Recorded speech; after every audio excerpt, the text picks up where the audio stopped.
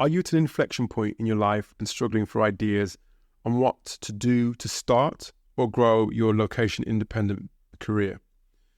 This series is all about uncovering the opportunities that await in the world of remote work and location-independent business. I'll be sharing case studies of location-independent freelancers, solopreneurs, founders, and leaders to give you ideas on what they do and how they're growing. Imagine waking up in a new city, a new country, or even just a new coffee shop every week with the freedom and the ability to work from anywhere in the world. This isn't just a dream, it's a reality that so many have achieved, and it's a reality you can achieve too. My name's Alex Wilson-Campbell. I'm the founder of the Remote Work Life podcast, and this series is dedicated to those at an inflection point in their lives. Maybe you're feeling stuck in a traditional job. Maybe you're yearning for more flexibility and autonomy. Or perhaps you're looking for a way to balance your career with your personal life, or maybe you're driven by the desire to explore the world without sacrificing your professional ambitions. Whatever your motivation, you're not alone.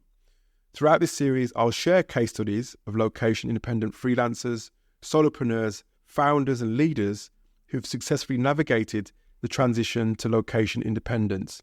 From digital nomads to entrepreneurs, we explore a wide array of careers and businesses that can be pursued from anywhere. So join me as we dive into the nuts and bolts of building a remote work life, tackling topics like finding your niche, leveraging your skills, creating a sustainable income, and overcoming the inevitable challenges along the way. We'll also share the tools and strategies that can help you thrive in this exciting new landscape.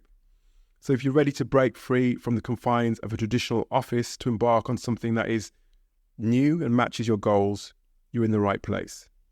Today's guest is Harriet McCulley. She's an all-round marketer specializing in community building, content, SEO events, social media, and digital PR. As a coordinator for the largest Gen Z Insights Festival globally, Harriet handles all aspects of B2B marketing, event planning, and execution. Her expertise lies in crafting full-channel marketing strategies that foster authentic brand connections through content, social media, and community management. Welcome, Harriet. Hi, Alex. Thank you so much for having me on the podcast today. I'm super excited to be here. Yeah, I guess just to dive into a bit about myself, who I am and what I do. So my name is Harriet McCulley and I'm a B2B marketing manager here at Pion. We were formerly named as Student Beans, but we did a big rebrand back in January. But my current role is all about community and events. So that includes planning and running our third-party events. I also do a lot of customer marketing with our existing customers and clients. I manage our B2B social media channels. And then kind of a big part of my role is building out YMS, which is our youth marketing strategy event. So it's actually the largest youth marketing event in the world. And we run it twice a year in New York in March, and coming up in June, we have the London event. And what made you choose to work at the company that you're at the moment? So Pion is a really innovative brand to work for. Our offering kind of spans across 3 different product areas. We've got insights, advertising, and verification. So they're kind of in a nutshell like the services that we offer. So to give you a bit of context, insights is essentially giving brands the data they need to understand the next generation of consumers, so we can undertake kind of research projects and stuff like that. Advertising is essentially, we offer brands a platform to showcase their brand, their offers, their discount, and give them that exposure they need to kind of a large audience. And then verification is, the actual technology that verifies different consumer groups and allows brands to kind of distribute those gated offers that they want to specific groups, whether that's students, whether that's military, whether that's, healthcare industries, professionals. So yeah, we have quite a vast offering. And I think that was something that really excited me when I first kind of stumbled upon the brand and understood a bit more about what they did. But on the other side, the culture is really, really strong. And I think when you look at what previously was Student Beans across different social networks and on their own website, they really do kind of live and breathe a bit of like an employee-led culture. They offer, a fully remote first kind of working environment, as well as having like a really great supportive team and people within the business. So yeah, I think the kind of mixture of the culture is really great and strong, and the people genuinely love working there. combined with the product and the offering and the services that they have. And that's something that, really enticed me and made me want to work for the company. Describe a personal, notable story or experience that's influenced who you are today.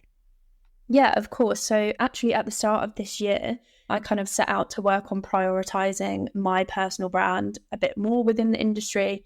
And I essentially made a bit of like a personal growth plan on how, I wanted to achieve that. And a big part of that was heavily focused on LinkedIn as a platform. And I wanted to kind of just set out and like define, what do I actually want to be known for and who do I need my audience to be? And with that came like obviously a whole host of other questions, like how consistent do I need to be with things? Like when should I be doing this? And should I be targeting kind of different people on different channels and all those sorts of questions?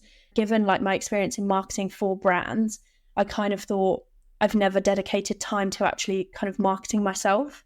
So it was a really notable experience at the start of the year and has made a real kind of difference to both my personal and professional work. Kind of fast forward 6 months or so, and I've managed to kind of really build a network kind of like hyper engaged, hyper relevant people that, I find really inspiring, but also are great to, spitball ideas off of and, just build relationships within the industry.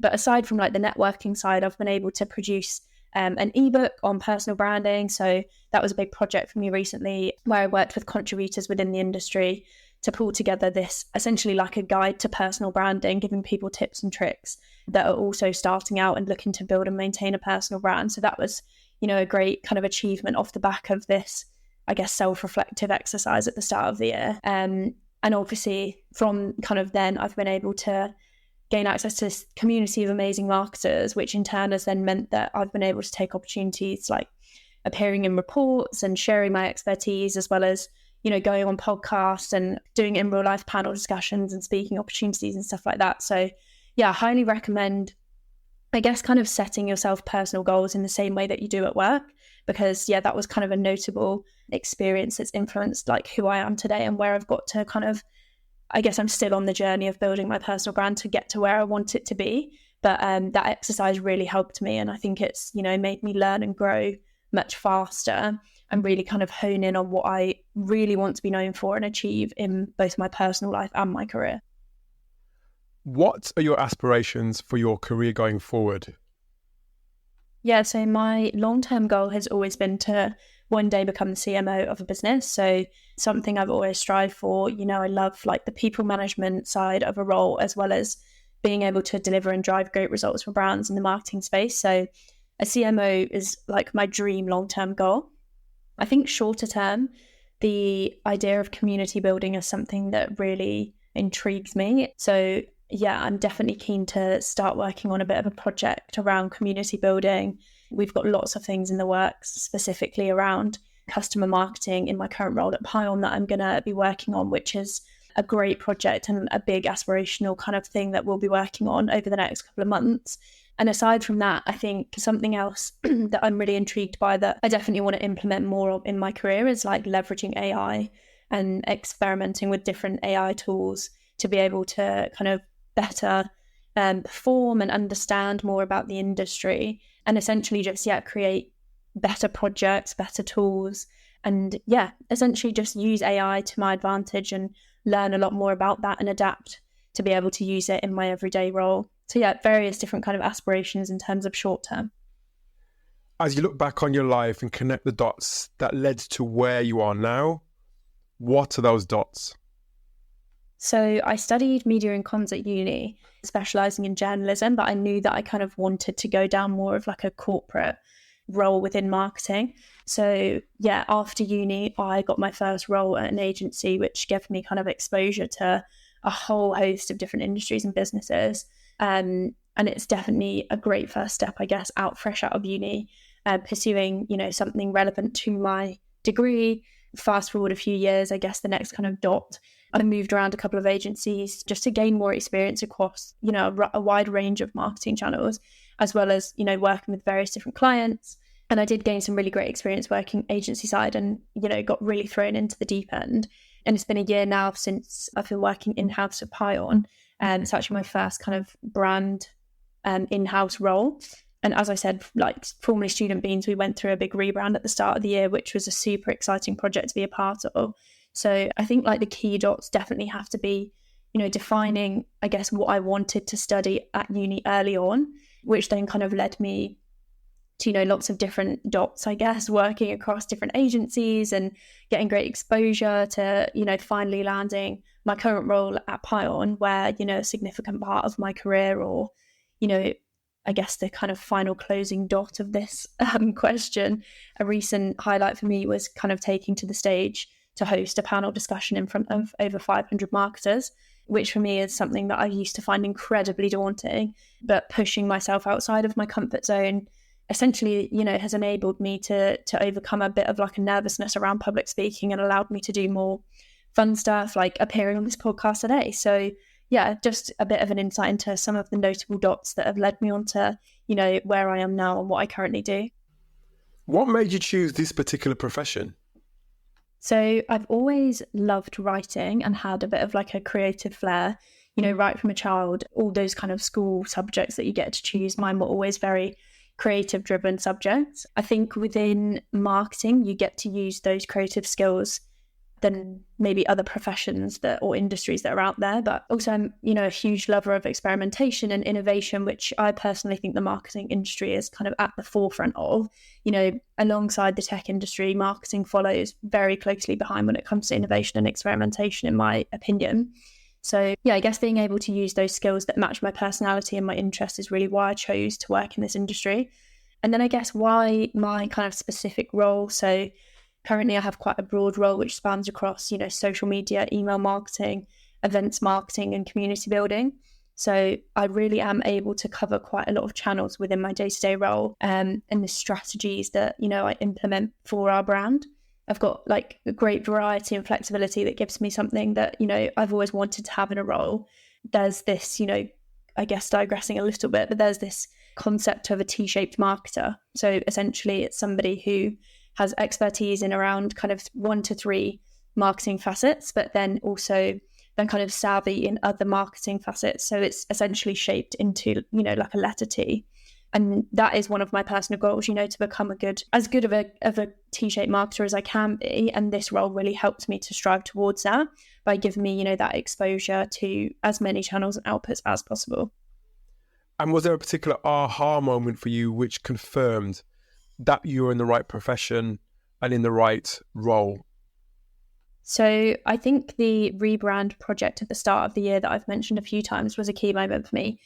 Being involved in such a big project was really exciting. And I was able to utilize my skills across, various channels and work very cross-collaboratively with other departments to achieve like a company-wide goal.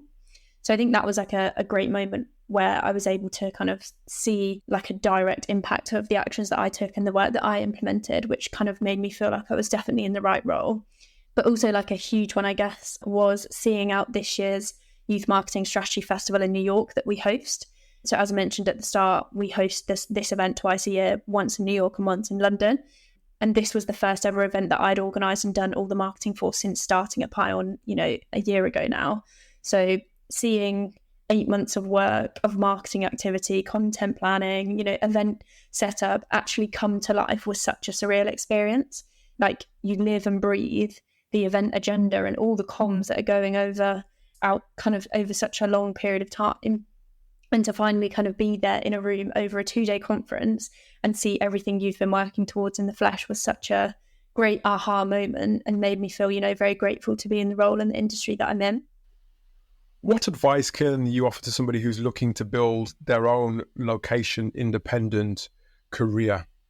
So if it is a business or a company that you want to work for, my advice would be research businesses that promote having a strong culture, those that kind of foster personal development, and in this case, a remote first way of working.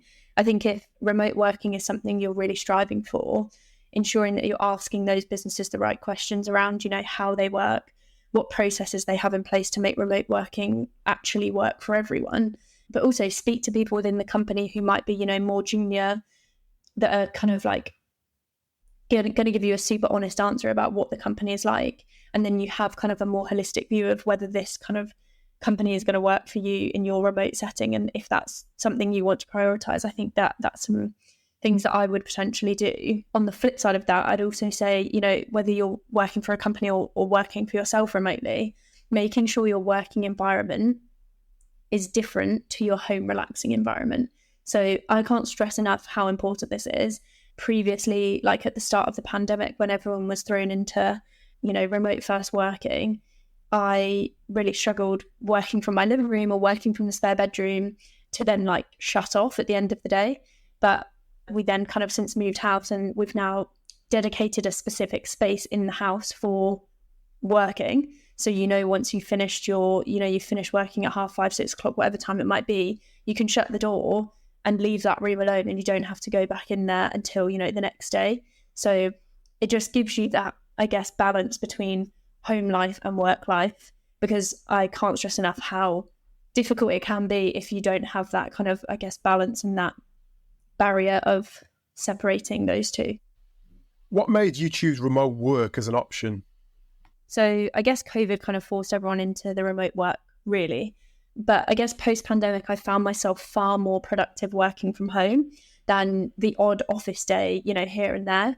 I think office days for me felt more like social occasions, catching up with colleagues, hadn't seen them since last week in real life. And I'd really struggled to kind of focus in a busy office environment initially, especially when that kind of transition back to, once a week in the office came back. I think people did struggle initially with the, fully remote environment in COVID. I definitely took, a while to adjust to it. And mental health was a big part of that switch. But obviously the situation then was heightened because of the pandemic. But once I had fully adapted, changed my work setup, my routine, and set boundaries, and, started to completely fall in love with this concept of remote working. So I guess in terms of why I continued to work remotely, I think flexibility and freedom is absolutely fantastic. So think about like the commute time that you're saving. You could be gaining, 2 hours plus a day from previously that, you previously would have lost to commuting. But I also think in terms of like productivity, my focus and attention to detail is so much greater when working from home. I think it's testament to, I guess, working for a company that's very well set up to work both remotely and hybrid, and obviously as well in the office as well when people do go in. But we have a great mix of, in-person events, catch-ups, workshops in real life. But we also have like all the tools that we need to be able to successfully work collaboratively online too. And how would you describe your current company's culture? I think to put it into 3 words, I would say supportive, innovative, and I guess pioneering. It's in our company name, Pion.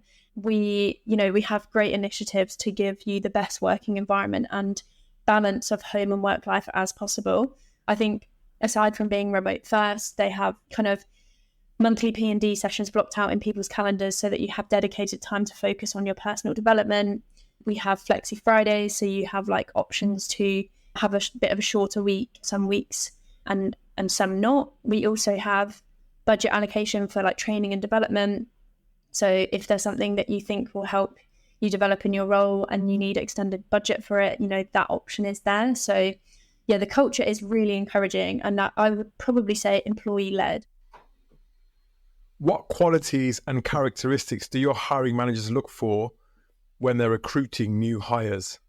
So as a business, we have defined values, which essentially form an acronym SHARP. So that stands for speed wins, be humble, we are all accountable, deliver results that wow, and choose positivity. So these characteristics essentially, perfectly encompass the type of people that Pion want to work with and the behaviours that they essentially encourage.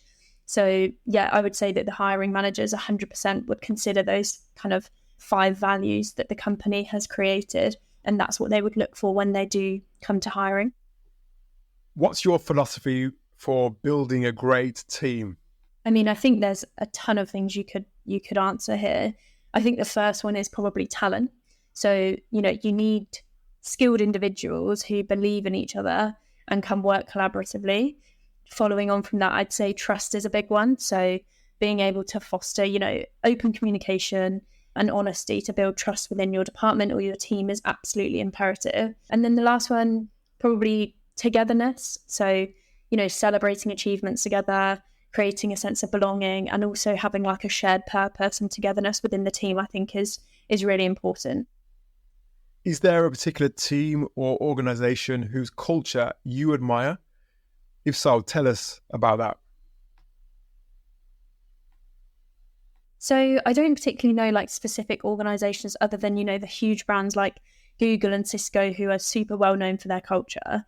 But I guess as a piece of advice to anyone who wants to find out a bit more about a business that they're applying for, I mean, I'd 100% recommend talking to people who work within the organization, right from, interns and junior members through to senior people, that can give you a real feel across the board on what that culture is actually like. I've done this before and it's gone, I guess, both ways, where it's helped me push forward with applications, or maybe, hold back for something that might not have been right for me at the time. So yeah, Google and Cisco are known for having great culture. But if it is like a smaller organization that you're applying to, or you're interested in knowing what the culture's genuinely like, I would 100% recommend reaching out to people who currently work there and just asking their feedback. What do you prefer to do when you're not working? Get out of the house and get active. So it's great for mental health, obviously, and, ensuring you're not constantly in your home office or like home environment. So me personally, I play sport 3 to 4 times a week, and it's, a fantastic way to decompress and just totally take your mind off of work. Specifically, I've always really been into sport, but I've been trying out new sports over the last couple of years, which I really do recommend doing, as, if it's something you've not tried before, it can be quite challenging. And like being able to kind of stick at it and overcome a challenge in your hobby or whatever it may be will also then reflect in your work life and, build a stronger character and personality, make you more resilient and stuff like that. So yeah, I absolutely love, getting out of the house and getting active if I'm not working. What are your best tips for organizing your day and staying productive while working remotely? So at the start of the week, I set out daily to-do lists for every single day of the week. Something that I tend to do is within those days, I will set myself 3 major tasks that I have to get done on that day. They're kind of like non-negotiable. The 3 big tasks I absolutely have to get done that day. And then if there are smaller tasks that come in, there's more flexibility to like move those onto the following day. But also, I guess like a big tip is just hold yourself accountable, especially when working from home. There are so many things that could distract you, but it's about, being resilient and holding yourself to account. So something I do is break my day down into thirds. So in order to like basically check in with myself on what I set out to achieve within that day, have I got there or not? So I will do check-ins at kind of before 11 a.m, then 2 p.m, and then 5 p.m, just to hold myself a bit more accountable to, did I achieve those 3 major tasks that I set out at the start of the week? And then lastly, I guess just plan for the week ahead. So on a Friday, it's very easy to, log off on time and embrace the weekend. But I guess a top tip for me is set yourself up for success for next week.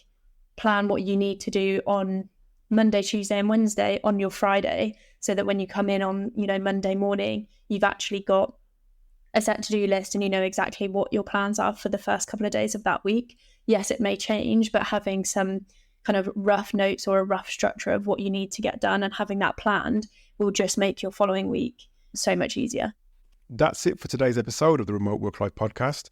But if you're a location independent freelancer, solopreneur, founder, or leader and want to provide a case study for the Remote Work Life Podcast, get in touch with me via LinkedIn using the link below in the show notes.